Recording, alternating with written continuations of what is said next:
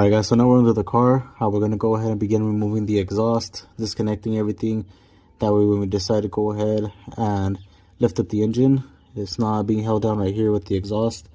There's quite a few brackets holding it into place, more than I've actually seen before in another car.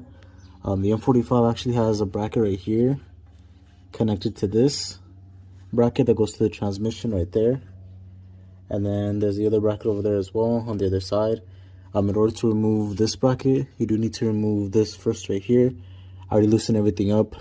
I, of course, started working on everything, and I didn't stop, so I didn't record the process of me breaking these loose, but just use a breaker bar, and it's going to come off really easy with no problems whatsoever. So you take that off, and then you take the 2 bolts off right there. I already took off the other one on this side. There's a total of 2. You can see right there. So just take this one off.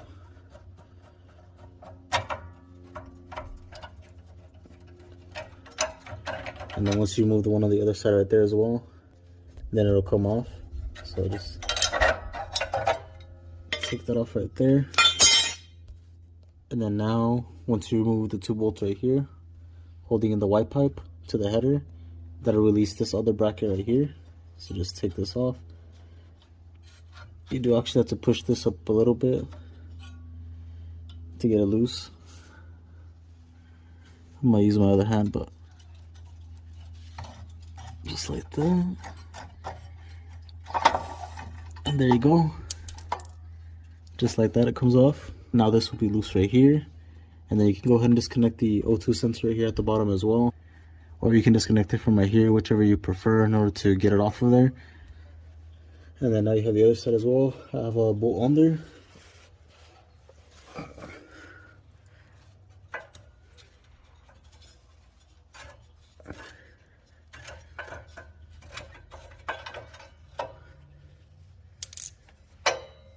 That'll release that as well. Now that part is loose. Now we just have to remove this side right here.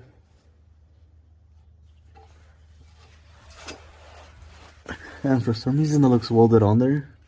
Right there, as you guys can see that. Okay, so it looks like only one side is gonna come off. Alright, cool. So we just gotta loosen this right here. With the 14, should come off pretty easy. And then at the back there should be quite a few more to the muffler itself. So that's why this car is so quiet, as you can imagine. You have the stock cats right here, which I believe were stolen from the previous owner, because you can see that they're cut right there and then over there, and then they placed in these resonated cats right there. Goes all the way down. You still have the cat up there as well to the header, and then you go back here, you have this resonator, this one over there, and then you have some big ass mufflers at the back as well. So that's why this car is so quiet and why it's so restricted. If you remove all of this, it should be a lot louder. I have seen videos where they remove the mufflers, and even by just doing that, it's still really quiet, and it doesn't make too much noise, if any, really. Same thing with this right here. I've seen some people remove these right here as well, give it a lot more noise, because with these on and the back ones to the headers, it doesn't really make a lot of noise at all. But let's go ahead and break these loose right here. They're just 14s, really easy to take off, shouldn't be very difficult. And then we can take off the white pipe at this point, it's already loose up here.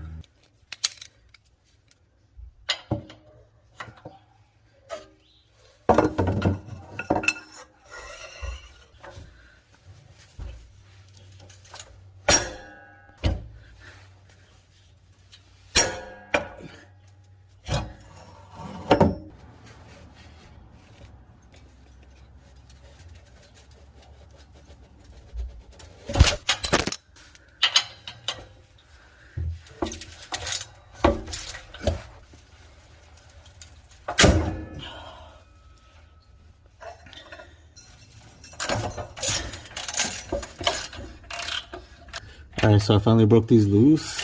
It took me a while, I'm not gonna lie. But what you want to do first is you want to go ahead and loosen everything up before removing any of the bolts. Because if you remove it, I was gonna allow a lot of playroom. Like right here you can see it's moving quite a bit. So whenever you try to take something off, it's gonna be moving too much. which is not gonna allow you to get a good like hold on it to break it loose. I use my jack. I put it like right in the middle right here to hold it up in place while I broke it loose, and that helped a bit. But these are off now. Now I can go ahead and remove the white pipe at this point, but I'm not sure if it's gonna allow me to take it off. Oh, it might. Alright, cool. So let's go ahead and take off the O2 sensors before we do anything else. And that way we don't have to worry about trying to break those loose. Alright, so in order to remove the O2 sensors, there's like this little pin right here, the plastic pin. You gotta push down and it'll release it because it is held on right here. These are bendable, so you could just bend it back if you need more space, but it's held on right there, so you just gotta push it in, it'll release it forward. Then you can unclip these. If you guys have been watching the channel, you guys know that I feel like the cats were stolen because they had ripped out the wires and they put some new ones in here. So that's why these are all broken. But that's pretty much what's going on there. Now we just gotta remove the white pipe. Everything's already disconnected. We just gotta get it off of these studs and then it should be good.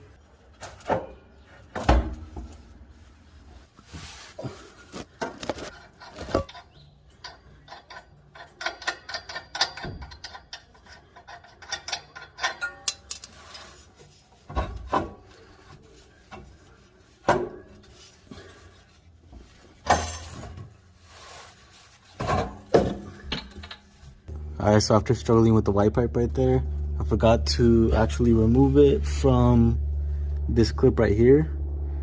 There was the oxygen sensor that was stuck on this line. I forgot to remove it, so make sure you do that. And then if we look at the cats, they're hollowed out. There's no cats in there. So I wonder if the previous person took these out. Maybe they were having issues, because I do know that these tend to break right here and it could get into your engine. So I'm not sure, maybe they decided to go ahead and remove these because of that. But not only that, this other side also is the same thing. And then the oxygen or the heated sensors, which are the top ones, if you guys can see that, they look white, which is actually not a good sign right there. So I'm not sure if I'm getting the codes because the cats right here were taken out, or I'm getting a code because those are bad. Other than that, this is actually pretty easy removal. Only took me about, I will say 30 minutes, wasn't too long. Now we just need the backside. The backside is actually going to take a little bit longer because they're held onto rubber hangers, which are kind of difficult to remove from unless you have the specific tool for it. But I'm not sure if I'm going to remove this part yet. I'll think about it, just because I would have to throw it in the backyard, and I'm not really doing anything in the back yet. I still want to go ahead and fix everything in the front before I decide to like make more mess and start removing more parts. Alright guys, so we're going to go ahead and end the video right there. As you guys can see, the Hot Wheel collection is growing. I pretty much filled up the wall at this point, and we're going to buy some more things in order to put some more up. So right there at the top you can see it's kind of blank. We're going to add a few more up there and just fill up the wall, and then add a few more things just to make it stand out a little bit more. But it's growing. I got a few really dope ones that I really like. For example, this Porsche right here, it's like a matte black. This thing is freaking clean, it's wide, looks really sick. This is one of my favorites right now. But right now, with the white pipe, we need to go ahead and remove that because that connects to the header, and we're going to be removing the entire engine, so that's going to take the headers out as well. So we needed to go ahead and disconnect the white pipe. Now, my white pipe is a little bit different. They had added some resonators right there versus the cats that were on there before, which are like a lot bigger, more squared. So it does look like a little bit different, but it doesn't change the process of how you actually remove the O2 sensor and the white pipe. So it's a pretty straightforward process. They were pretty stuck on there, so I would highly recommend a breaker bar.